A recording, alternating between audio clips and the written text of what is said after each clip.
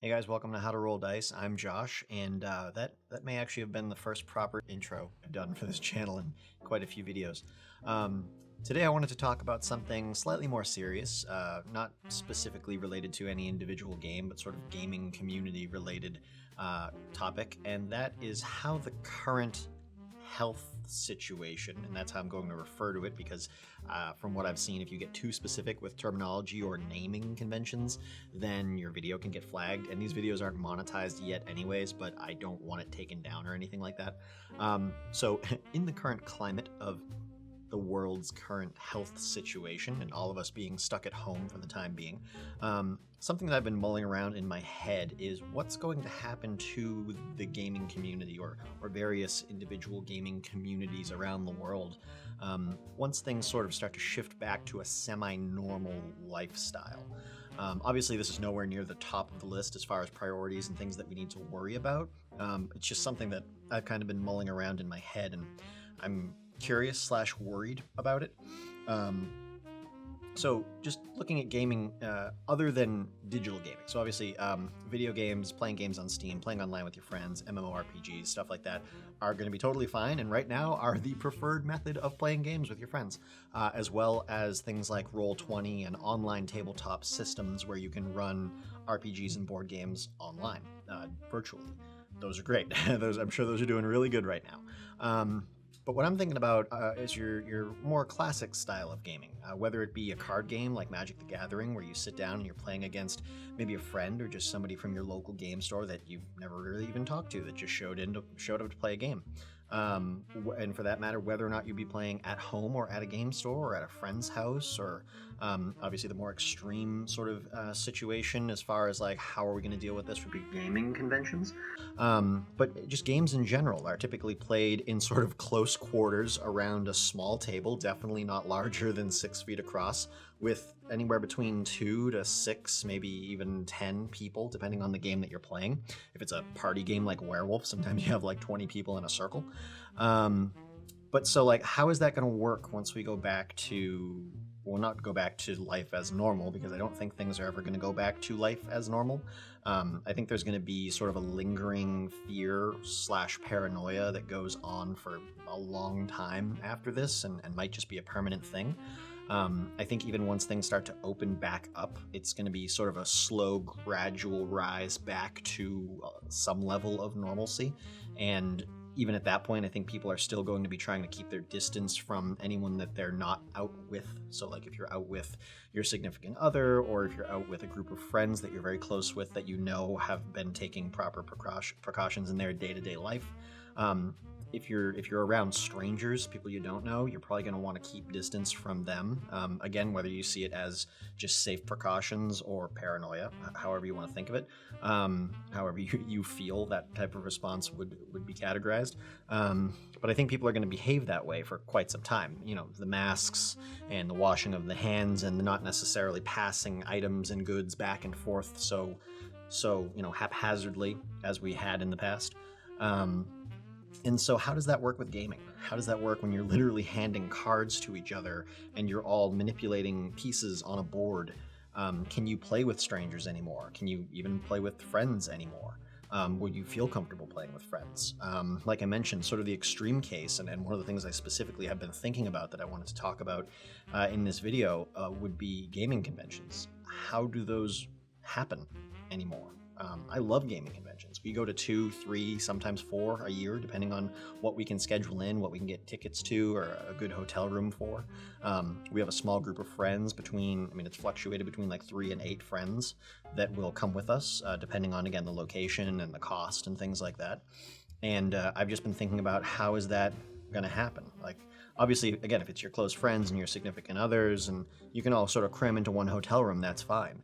But if every other hotel room in that hotel is booked out with a bunch of strangers, and then you're all going to head down to some of the main areas in the hotel, these massive ballroom areas, and you're just going to rub up against each other and sort of all be in these close, tight quarters, and you're going to be playing games, 2 or 3 feet across from each other, talking and eating food and passing cards and pieces back and forth and touching each other's models. Well, you don't usually touch each other's models, but, interacting with common objects. how is that going to be okay? I mean, even if everybody wears a mask, that's a lot of bodies in a tight space for a long period of time. And especially if it's something in the summer, you know, the AC's blowing all the air around, everybody's kind of sweating, and, you know, you've been to conventions, you know how it is. Things can get a little funky from time to time. Everybody's not the most hygienic when they're staying up for 48 straight hours to play their favorite game. And we should be better about that in general, but sometimes you lose track, and that's fair. I get that. But like, I don't see how those are going to continue to function in the same way that they have traditionally. Looking online, and I just have a few websites up here. One right off the bat that I thought of was Adepticon, because it happens in Chicago. It's a massive gaming convention. It's been going on for almost 20 years. I think this was the 18th year. And it happens like mid-March. And so that was in full swing of things, where everything was going straight down into lockdown mode. And they had to cancel this year, obviously. They have a brief little statement on their site letting everybody know that they're going to offer them various options for refunds as far as their hotel rooms and ticketing and stuff like that.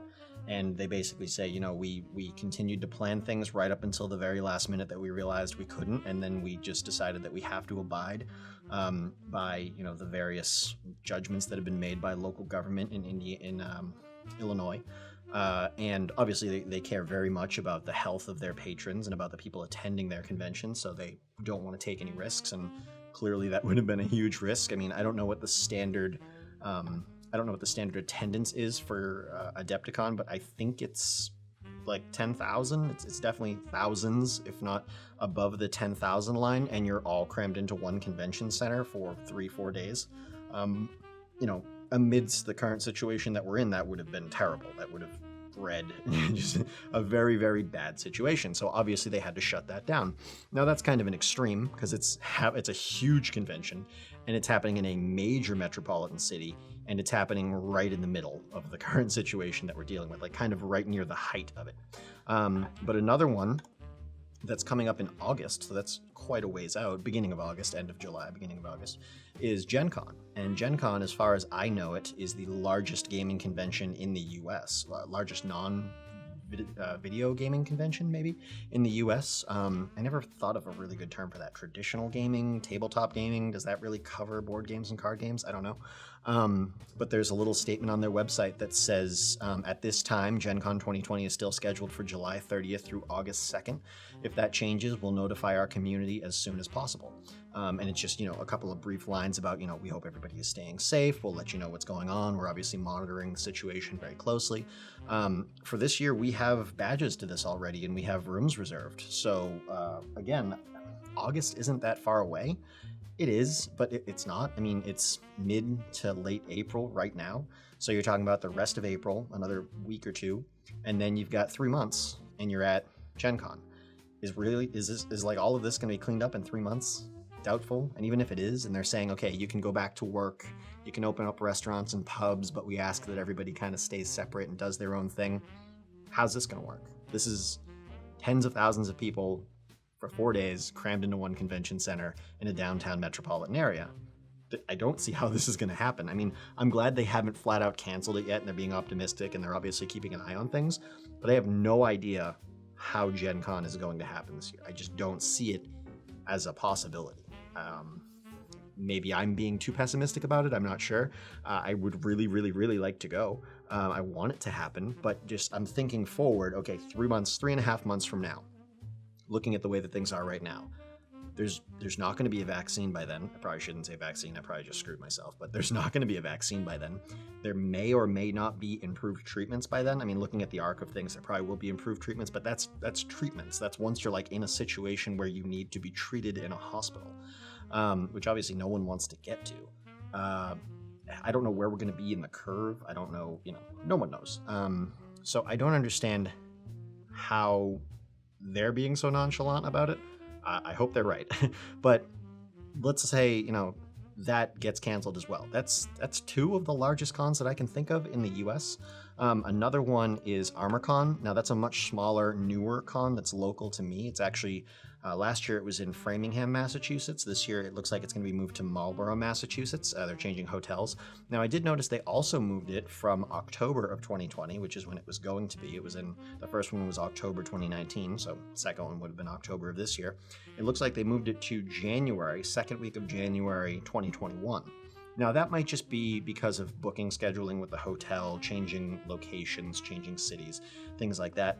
Or it might have had some influence, caused by the current situation of things. I don't know.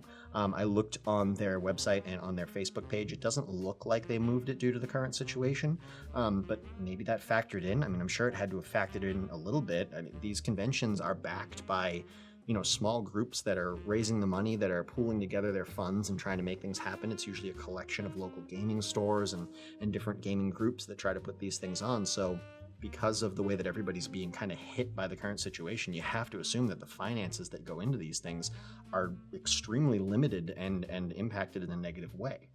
So are some of these cons going to start to fall apart financially and be left in a situation where they can't put them on? Another one that now is going to be happening, or presumably happening very soon after ArmorCon, now that it's in January, is also local to me, but it's much larger, not quite as large as Adepticon or GenCon, but it's CaptainCon, which is in Rhode Island, and that generally happens the beginning to mid of February. On their website, they haven't said anything about canceling yet, but they also haven't announced their dates yet.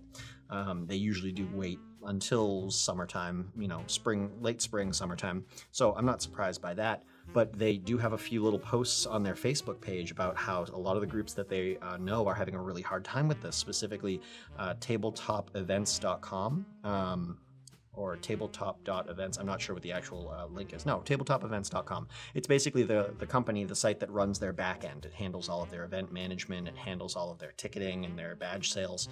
Apparently, they're having a really hard time, the company that hosts that page, that site, because a lot of the conventions that they usually work with are being canceled and are being delayed. And so that's hitting them financially. So sort of on every level, I'm not sure how gaming is going to continue. Obviously, that was a large bit on conventions. But again, getting back to what I was saying in the beginning, how do you go to your local game store and sit around with a bunch of strangers or even loose acquaintances and play a game? Are you going to wash the whole board? Are you going to Lysol the board and all the pieces? Are you all going to put gloves on? You're all going to wear masks? You're going to make sure that the store has proper ventilation installed? Like, what's the plan going forward? Are you going to invite people over your house if you're really not sure what they do for work? How many people they're interacting with on a day, if they're taking proper precautions, while they're interacting with those people. If you have small kids at home, if you have elderly family at home who are at a higher risk, or if you have somebody who has an outstanding health condition that might put them at a higher risk, this seems like it's going to have a massive impact on the gaming community going forward. And I feel like there's going to be obviously a lot of slack picked up by digital gaming and online gaming. But I feel like across the board, from the game store where you buy the stuff to how do you play it and who do you play it with, all the way up to the larger events like conventions and tournaments, I just don't see how they're not going to be massively impacted by this. And I'm not sure if things are ever going to be the same as they were before this. And that kind of bums me out to think about. And again, obviously there's way worse things that are currently going on. Lots and lots of people are dying. Like this is just complaining, really. But it's something that's a big part of my life, and it's probably a big part of your lives. And it makes me a little nervous to think that it might be going away partially or more than partially because of this. So yeah, I'll leave you on that downer. Thanks for checking this video out. I will have more reviews and less bummer type stuff up soon. If you don't know, the current schedule is Monday, Wednesday, Friday. I've been using Friday to upload Let's Plays of Steam games that I grab, usually using Humble Bundle because I don't like to spend a ton of money on AAA titles. But I'll try to find fun-looking games on Humble Bundle, and occasionally I'll grab stuff through Steam on a Steam sale. And so I've been doing videos on Fridays for that, and then Monday, Wednesday are going to be standard tabletop board game, card games, reviews, unboxings, things like this, just talking about gaming culture and gaming community. I want to do another video soon on Warcaster because the Kickstarter has now ended, although I think it got extended because they wanted to give people another sort of a little bit more of an opportunity to jump in on it. But that's closed. I got my backer kit email, so I can go in and sort of like select the factions for the different things that I backed. So yeah, that's cool. I want to do a little update on that. And then yeah, just more reviews, more Let's Plays. Obviously, I can't do any like group hangouts or playthroughs because I can't right now because of the current situation. That's another, like, it's even affecting the way that I would do things on this channel if I had the option, you know, like I want to do Company of Iron games, I want to do board games, I want to do you know, group reviews or reviews with like a buddy or a partner, and I can't right now. So yeah, again, really none of this matters in the larger scale of things, just things that are affecting me and that have been on my mind. But anyways, yeah, thanks for checking this video out. If you haven't yet, please go down below and subscribe. Make sure you turn on your notification bell if you do, so that you get notified whenever I post. Although now I've told you, Monday, Wednesday, Friday, that's when I post. I may start peppering in some live stream stuff on the weekend for Let's Plays, but that's up in the air. Right now, Monday, Wednesday, Friday, good stuff. I'm trying to get the videos all out at noon. If you don't know yet, I also have a Twitter and an Instagram and a Facebook page, all for How to Roll Dice. If you want to go ahead and follow those, that might also help you be aware of what's going on. I try to post on those. But other than that, yeah, subscribe, click on the notification bell, set it to all, because anything less than all is absolutely useless. Like this video if you liked it. If you didn't like it, dislike this video. Comment down below. Let me know things that you want to see, any ideas that you have, any more information that you want. If you want me to go deeper into any specific game, if you want me to do a full tutorial on any specific game. I know you guys have really been enjoying the tutorials that I did for some of the web apps and mobile programs that I've reviewed and done demos on. I'll try to get back to those, and I'll try to find some more ones that I think you'll be interested in. I also have this great idea for a video. I know I'm ranting at this point. I have a great idea for a video on something that I did a while back, which was I used Photoshop and Illustrator to make a 11 by 17 ledger sized D&D character sheet for 5e, where on one side, I mean, it's fully graphic. It's not graphic in like the adult way, but graphic as in like I went and found character art and everything has logos and icons and symbols, and there's like an actual like background to it, and when you flip it over it's all scrolls of the information about the characters. Very, very visual. I laminated the entire thing, and so you can use a wet erase marker and update your stats and your different ability mods and things like that. But I think that was really fun. It took me a while to do, and I'm not quite sure how I would convert that into a video for you guys to watch. It would probably have to be several parts, and it would be heavily instructive so that if anybody didn't know how to use Photoshop, they could try to mimic what I was doing. I want to get to that. It's a kind of a daunting task to go through that whole process again, and not only go through it, but try to do it in a way that's educational and actually inform other people so that they can do it. But I am planning on getting to that, as well as some other fun stuff in the future. So again, thank you for checking this video out. I will see you guys soon. Have a good one.